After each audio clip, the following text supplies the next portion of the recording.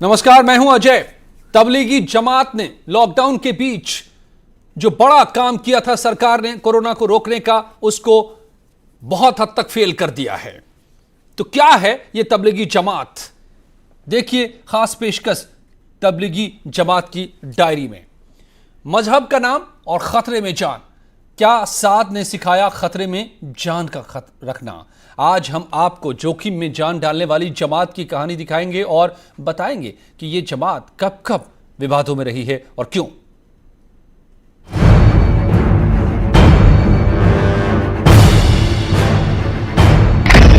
अगर मैं बुला के इस तरह से आपसे बात कर रहा हूं और वीडियो रिकॉर्डिंग करा रहा हूं और ऊपर सीसीटीवी कैमरा, तो उसका कोई पर्पज है? बिल्कुल क्लियर कट इंस्ट्रक्शंस है। 5 आदमी से ज्यादा होंगे नहीं, सारे रिलीजियस प्लेसेस बंद है। और ये आप लोगों की सुरक्षा के लिए, ये मेरी सुरक्षा के लिए नहीं है, मेरे पर्सनल इंटरेस्ट के लिए नहीं है, ये आप लोगों की सुरक्षा के लिए है।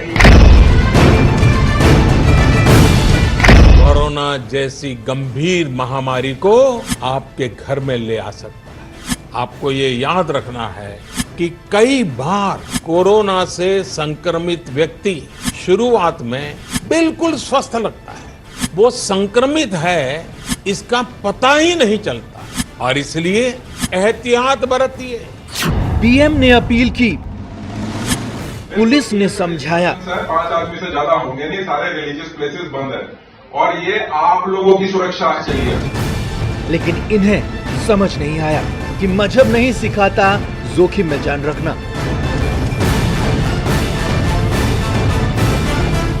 क्या तुम मुझसे भाग जाओगे? तुम मुझसे भाग जाओगे? कौन सी ऐसी जगह है जहां तुम अल्लाह ताला के कुदरत के निजाम और कुदरत के दायरे से बाहर निकल जाओगे? और ये मौका अल्लाह ताला से माफी मांगने का होता है। ये मौका इसका नहीं है कि आदमी महज डॉक्टरों की बातों में आकर नमाजें छोड़ो जी, मुलाकातें छोड़ो।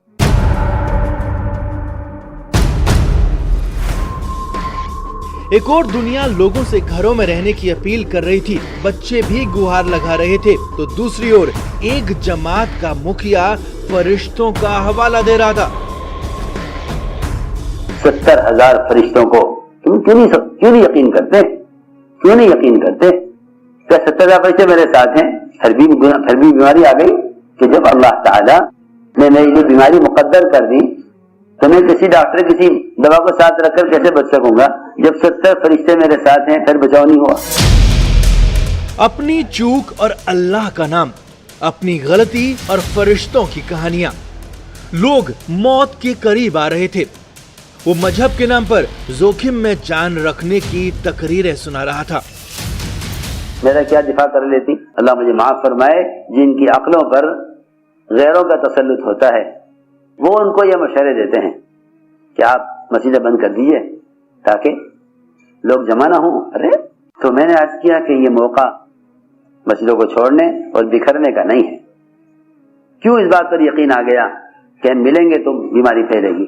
इसका यकीन क्यों नहीं है कि हम आमाल की निस्बत पर जमा होंगे तो अल्लाह ताला इन हल्कों पर फरिश्तों को नाजिल करेंगे और फरिश्तों के नुज़ूल से दुनिया के अंदर सुकून और राहत, क्योंकि आप जानते हैं। अब सवाल ये है कि खुद तो डूबे, आगे न जाने कितनों की जान ले लेंगे। एक तबलीगी जमात की वजह से इस वक्त हजारों जान खतरे में है। निजामुद्दीन के मरकज से निकले लोग जहां जहां गए, वहां पर कई लोगों की जिंदगियां खतरे में हैं। वो जानते थे, वो मानते भी हैं कि कोरोना वायरस धर्म देखकर किसी पर हमला नहीं कर रहा है। फिर भी मजहब की आड़ में लोगों को इस इमारत में कई दिनों तक रखा गया। तरकीब नजर आ गई कि मौका है मुसलमानों को अमल से रोकने और बखेरने का, ताकि इनके दिलों में हमेशा के लिए ये बात बैठ जाए कि भाई बीमारी उड़कर लगती है, किसी से मुसाफा ना करो, बीमारी लग जाएगी। किसी के पास चलकर मत जाओ, किसी के पास मत बैठो। अरे आज अगर इस बीमारी की वजह से मुसलमान का अकीदा बन जाता है, बीमारी खत्म हो जाएगी, मगर ये अकीदा खत्म नहीं होने का। मुसलमानों की दरमियान तफरीक पैदा करने, इनके दरमियान की मोहब्बतें खत्म करने के लिए एक प्रोग्राम बनाया गया है। एक प्रोग्राम बनाया गया है। जी हाँ, ऐसा नहीं है प्रोग्राम बनाया गया है कि मुसलमानों को मुसलमान से अलग करने और इन्हें गैरों की तरह अछूत बनाने के लिए ये बहाना अच्छा है, ये बहाना अच्छा है। हाँ ठीक है, जिसको बीमारी यकीनी हो चुकी है, नजर आ गई है, उससे एहतियात करने में कोई हरज नहीं है, सुन्नत ये भी है। लेकिन मुसलमान से न मिले कि बीमारी लग जाएगी। मंदिर में लोगों की एंट्री बैन है, मस्जिदों में नमाज नहीं हो रही है। मक्का से लेकर रोम तक धार्मिक स्थलों में भक्तों की एंट्री पर पाबंदी है। लेकिन निजामुद्दीन के मरकज में ऐसी ही तकरीरें देकर कोरोना के लिए माहौल पैदा किया गया। हुजूर अकरम सल्लल्लाहु अलैहि वसल्लम ने फरमाया था कि हमें फतह हो जाए तो माल गनीमत लेने के लिए मत हटना यहाँ से, हमें शिकस्त हो जाए तो हमारी लाशों से परिंदों को उड़ाने के लिए भी यहाँ से मत हटना। और जब जमात से निकले लोगों की मौतें होने लगी तब इन्हें इस इमारत से निकालकर अस्पतालों में भेजा गया। सवाल यह है कि आखिर तबलीगी जमात है क्या और क्यों दिल्ली के निजामुद्दीन में आए थे और इनका मकसद क्या है। तो देश ही नहीं पूरी दुनिया की अपील के बाद यहां तक कि मक्का से भी गुहार के बावजूद दिल्ली के निजामुद्दीन मरकज में मजहब के नाम पर सैकड़ों लोगों को एक इमारत में रखा गया और ऐसी तकरीरें दी गई कि कोरोना से कुछ नहीं होगा। कोरोना बीमारी को एक साजिश के तौर पर पेश किया गया। नतीजा, जमात में रहने वाले लोग न सिर्फ कोरोना के शिकार हुए बल्कि कई लोगों की मौत हो गई। आखिर इसके पीछे मजहब के नाम पर नफरत फैलाने वाला कौन है? कौन है ये मौलाना साद?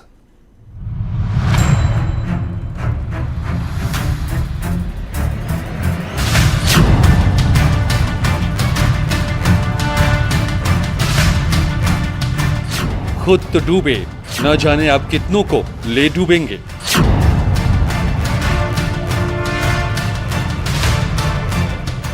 सरकार कह रही है कि समाज के सहयोग के बिना कोरोना से लड़ाई मुमकिन नहीं है, लेकिन मौलाना साद का दावा है कि जब 70,000 फरिश्ते रक्षा नहीं कर सकते तो डॉक्टर भला क्या किसी को बचा सकता।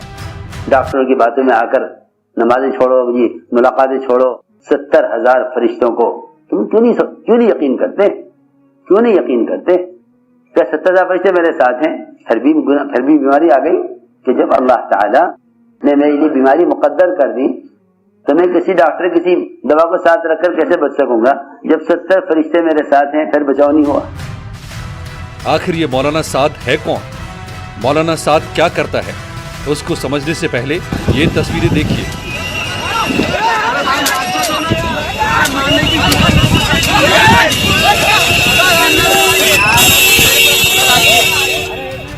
ये वीडियो 2018 का है जब मौलाना साद महाराष्ट्र के औरंगाबाद में इज्तिमा करने गया था।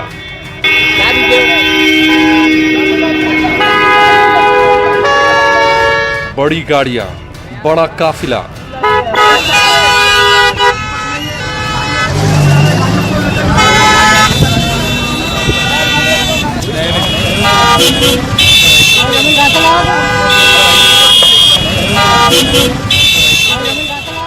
समर्थक फूल बरसा रहे थे। मौलाना का दीदार करने के लिए कार के शीशे से झांकने की कोशिश कर रहे थे ताकि मौलाना साद की एक झलक मिल पाए। सड़क पर हजारों समर्थक मौलाना की अगवानी कर रहे थे मानो कोई बड़ा नेता आया हो। इस काफिले में कोई कार ऐसी नहीं थी जिसकी कीमत 12-15 लाख रुपए से कम हो। पजेरो, फॉर्च्यूनर जैसी महंगी गाड़ियां भी काफिले में शामिल थी।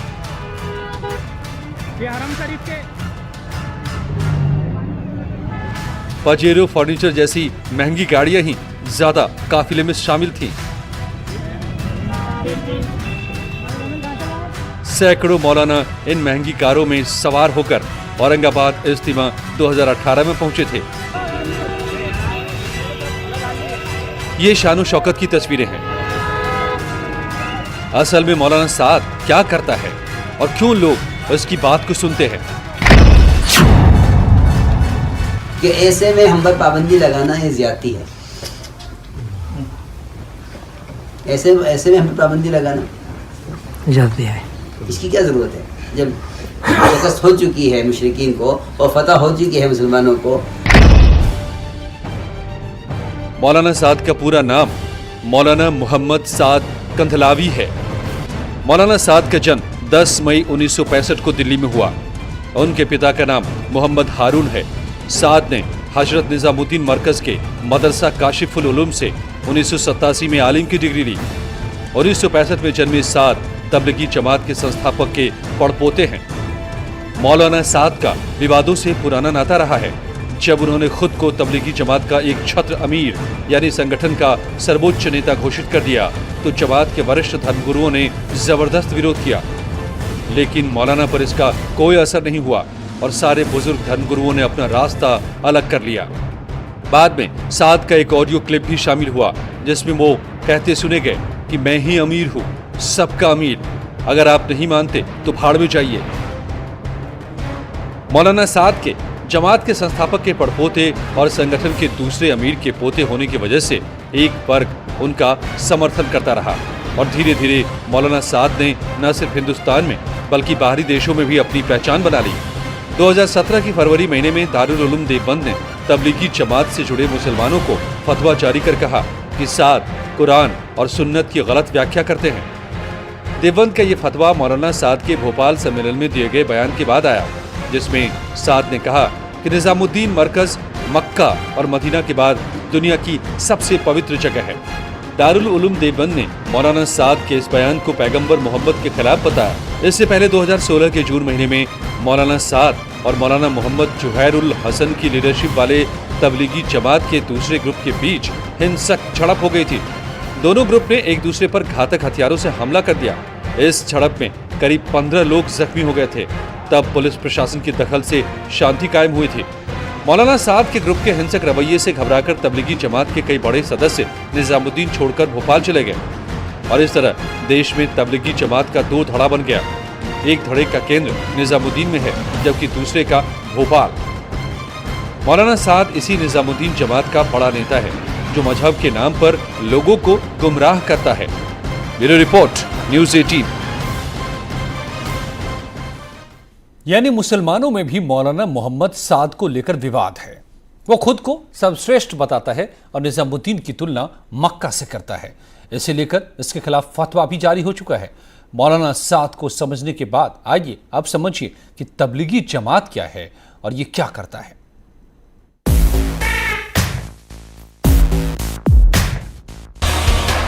भारत में तबलीगी जमात जिस तरह कोरोना को लेकर शिकंजे में है, उसी तरह दुनिया के कई और देशों में भी तबलीग पर इसी तरह के सवाल उठ रहे हैं। तबलीगी जमात कोरोना को लेकर क्यों निशाने पर है, ये समझने के लिए तबलीगी जमात के बारे में जानना जरूरी है। दरअसल तबलीगी जमात इस्लाम के सुन्नी देवबंदी संप्रदाय का प्रचार करती है। इसकी दुनिया भर के करीब 150 मुल्कों में शाखाएं। ये पूरी दुनिया में धार्मिक कार्यक्रम का आयोजन करती है। इसके लिए इज्तिमा नाम का एक बड़ा कार्यक्रम आयोजित किया जाता है। इज्तिमा हर देश में साल में एक बार होता है। तबलीगी जमात के लोग पूरे साल इस्लाम के प्रचार प्रसार के लिए एक जगह से दूसरी जगह जाते हैं। इसे जमात कहा जाता है। जमात में तबलीग के सदस्य दूसरे शहर जाते हैं। ये लोग इस्लाम का प्रचार करते हैं। जमात 2 दिन, 5 दिन या फिर 40 दिन का होता है और जमात के लिए निकले लोग दूसरे शहर की मस्जिदों में ठहरते हैं। हालांकि हर मुसलमान जमात को नहीं मानता। जमात में देश और विदेश के लोग आते हैं। दिल्ली के मरकज में पूरे साल जमात के लोग आते जाते रहते हैं और दिल्ली में दूसरे शहरों से आई जमात के लोग मरकज में भी ठहरते हैं। जमात में आने वाले ज्यादातर लोग तबलीगी जमात के सदस्य होते हैं और भारत समेत पूरी दुनिया में इनके सेंटर हैं और लाखों की संख्या में इनके सदस्य हैं। देश विदेश में तबलीगी जमात के लोगों का एक सालाना कार्यक्रम भी होता है। भारत में इनका कार्यक्रम कई चरणों में होता है। तबलीगी जमात साल में एक बार पूरे देश में एक बड़ा कार्यक्रम आयोजित करती है। इसके अलावा हर राज्य का एक साल में एक आयोजन अलग से होता है। जमात का दिल्ली राज्य का कार्यक्रम 21 से 23 फरवरी के बीच हुआ था। इस कार्यक्रम में करीब 50,000 लोग आए थे। देश भर की जमात के कार्यक्रम की तारीख की अभी घोषणा नहीं हुई है। जमात के इन्हीं आयोजनों को इज्तिमा कहा जाता है। तबलीग जमात संगठन करीब 100 साल पुराना है। दुनिया के 150 देशों में फैले इस संगठन की नींव हिंदुस्तान में पड़ी थी।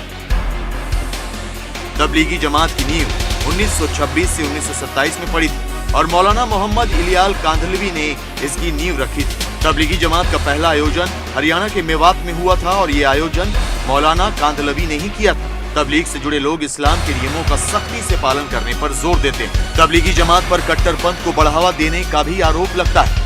हालांकि इससे जुड़े सदस्यों का मानना है कि वो सिर्फ इस्लाम की सही शिक्षाओं का ही प्रचार प्रसार करते हैं।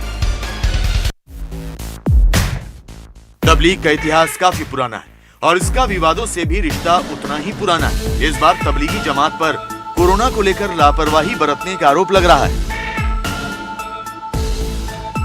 और ये आरोप सिर्फ हिंदुस्तान में ही नहीं लगा है, बल्कि दुनिया के कई और देशों में तबलीगी जमात पर ऐसे ही आरोप लगे हैं।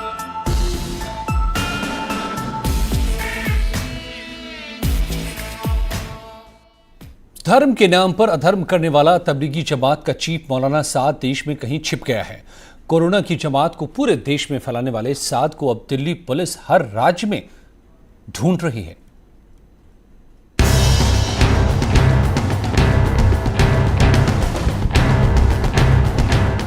देश में कोरोना की महामारी के बीच तबलीगी जमात का कोरोना कैरियर बनना सरकार के लिए आफत साबित हो गई है। दिल्ली के निजामुद्दीन में कोरोना से पीड़ित जमात के लोगों का जमावड़ा देश में कोरोना के आंकड़ों को और बढ़ा दिया है। सभी राज्यों में जमात के लोगों की पहचान की जा रही है, लेकिन जमात का मुखिया मौलाना साद अब भी फरार है। फिलहाल दिल्ली पुलिस ने मौलाना के खिलाफ महामारी अधिनियम और आईपीसी की कई धाराओं में केस दर्ज कर लिया है।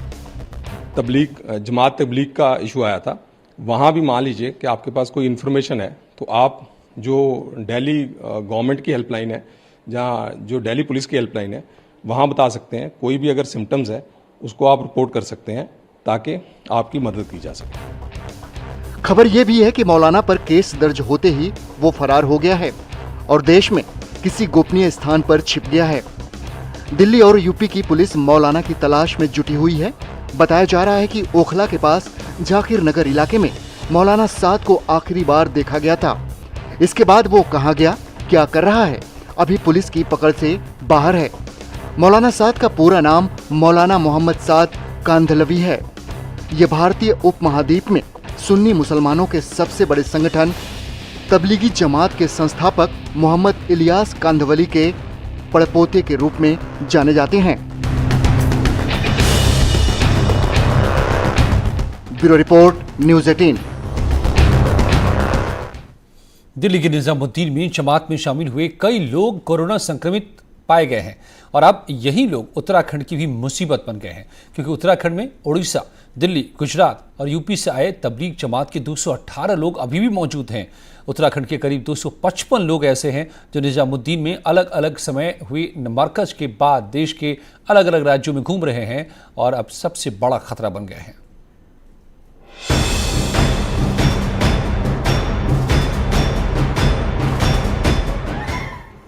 कोरोना जैसी महामारी के लिहाज से अभी तक कमोबेश उत्तराखंड में सब कुछ कंट्रोल में चल रहा था, लेकिन दिल्ली के निजामुद्दीन में हुई मरकज जमात ने उत्तराखंड में भी भूचाल ला दिया है।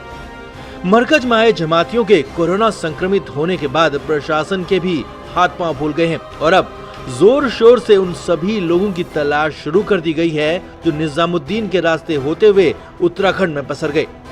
प्रशासन का दावा है कि उसने करीब करीब सबकी पहचान कर ली है। तबलीगी जमातों में प्रदेश से बाहर गए हैं और जितने बाहर से वापस आए हैं उन सब का डाटा इकट्ठा किया है, तो ऐसे 713 लोग चिन्हित हुए हैं। उनका हम घर घर जाके सत्यापन कर रहे हैं, कौन आया, कब आया, कहाँ रह रहा है, पूरा हमने काम हमारा चालू है। अभी तक हमने 173 लोगों को क्वारंटीन कर दिया है। जनवरी से लेकर अब तक अकेले देहरादून से गई 17 टीमों में 167 जमाती मौजूद हैं, जो यूपी के प्रतापगढ़, मिर्जापुर, सहारनपुर, शाहजहांपुर में घूम रही है, तो एक टीम असम और एक टीम जम्मू कश्मीर में घूम रही है। इन सभी का कहीं न कहीं से निजामुद्दीन कनेक्शन है। पटेल नगर, विकास नगर से गई कुछ टीमें तो निजामुद्दीन में ही रुकी हुई हैं। इसके अलावा गुजरात और यूपी से आए जमातियों की 7 टीमों के 85 लोग देहरादून के विभिन्न हिस्सों में मौजूद है। हरिद्वार से गई जमातियों की 5 टीमों में शामिल 49 लोग इंडोनेशिया, एमपी, यूपी और आंध्र प्रदेश के दौरे पर हैं। तो दूसरी ओर हरिद्वार में इसी मार्च महीने में निजामुद्दीन, दिल्ली और गुजरात से आई जमातियों की 3 टीमों में 30 लोग शामिल थे। तो उड़ीसा, दिल्ली, मुरादाबाद से आई जमातियों की 6 टीमों में शामिल 70 लोग रामनगर और हल्द्वानी के इलाकों में हैं। चंपावत जिले में भी यूपी के मुरादाबाद से आई 10 सदस्यों की टीम डेरा डाले हुए है। तो इधर पौड़ी के कोटद्वार में रोहिणी, दिल्ली और बिजनौर से आई 26 जमातियों की 2 टीमें रुकी हुई हैं। कोटद्वार से गई 17 सदस्यों की टीमें असम और झांसी में हैं, जबकि निजामुद्दीन मरकज में शामिल होने के बाद 8 सदस्यों की एक टीम जम्मू कश्मीर के दौरे पर है। यानी कुल मिलाकर कोरोना की जमात में शामिल हुए इन लोगों ने पूरे उत्तराखंड को सबसे बड़े खतरे में झोंक दिया है और अब सभी को ज्यादा सतर्क रहना होगा। जमातियों की इतनी बड़ी तादाद में आउटगोइंग और इनकमिंग को देखते हुए इस बात की आशंका गहरा गई है कि उत्तराखंड भी कोरोना संक्रमण की दृष्टि से संवेदनशील राज्यों की श्रेणी में शामिल हो सकता है। सवाल शासन प्रशासन पर भी खड़े होते हैं, सवाल सिस्टम की कार्यप्रणाली पर भी खड़े होते हैं कि जब कंप्लीटली लॉकडाउन था तो जमाती एक स्टेट से दूसरे स्टेट और एक जिले से दूसरे जिले में कैसे आते जाते रहे। कैमरा पर्सन दीपक उपाध्याय के साथ सुनील नौप्रभात, न्यूज़ 18 देहरादून। तो तबलीगी जमात ने लोगों की मुश्किल बढ़ा दिया है। कोरोना वायरस से लड़ने की में मदद करने के बजाय अब लुका छिपी का खेल चल रहा है। जितनी देर होगी खतरा उतना ही बढ़ता जाएगा। इसलिए समाज के हित में तबलीगी जमात के लोगों को बाहर आकर प्रशासन की मदद करनी चाहिए और खुद की भी मदद करनी चाहिए ताकि सबको बचाया जा सके।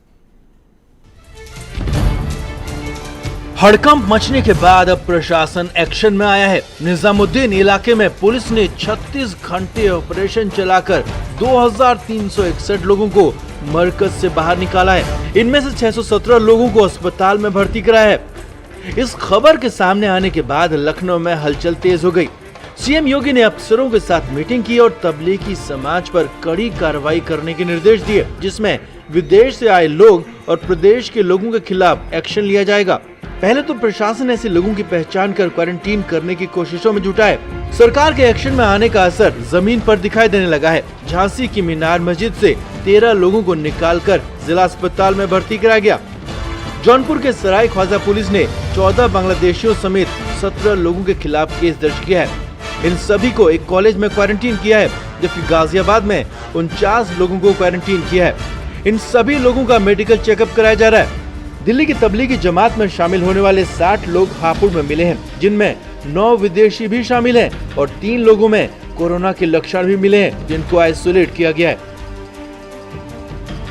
दिल्ली की तबलीगी जमात में शामिल होकर हापुड़ लोग लौटे 60 लोगों के मिलने के बाद हड़कंप मचा हुआ है। इस वक्त मैं हापुड़ में हूं और आप देख सकते हैं मोनाड यूनिवर्सिटी है, यहां पर आइसोलेशन वार्ड बनाया गया है। इसी आइसोलेशन वार्ड में इन सभी लोगों को रखा गया है, जिनमें 3 लोग ऐसे हैं जिनमें कोरोना के सिम्टम्स पाए गए हैं। और आप देख सकते हैं अभी यहाँ पर जो भी लोग हैं इनके खाने पीने की यहाँ पर व्यवस्था की जा रही है और इसमें बड़ा एक वार्ड बनाया गया है, इसमें ही सभी को रखा गया है। और जिनमें अभी तक जो जानकारी मिल पाई है उसमें 9 लोग ऐसे हैं जो विदेशी हैं और जो 3 लोग मिले हैं उनमें कोरोना के लक्षण हैं, उनको फिलहाल अलग रखा गया है इनसे और उनकी जो जांच है वो रिपोर्ट भेजी गई है। अब हालांकि इन लोगों के मिलने के बाद प्रशासन अलर्ट हो गया है और लगातार हापुड़ के जो मस्जिद हैं उनको तलाशी की जा रही है, उनमें छानबीन की जा रही है कि कहीं और लोग तो जमात में शामिल होकर नहीं लौटे हैं। और ये जो लोग मिले हैं, करीब 60 लोग मिले हैं, ये हापुड़ शहर के अलावा जो देहात का इलाका है वहाँ जो मस्जिदें थी उसके अंदर ये लोग मिले हैं।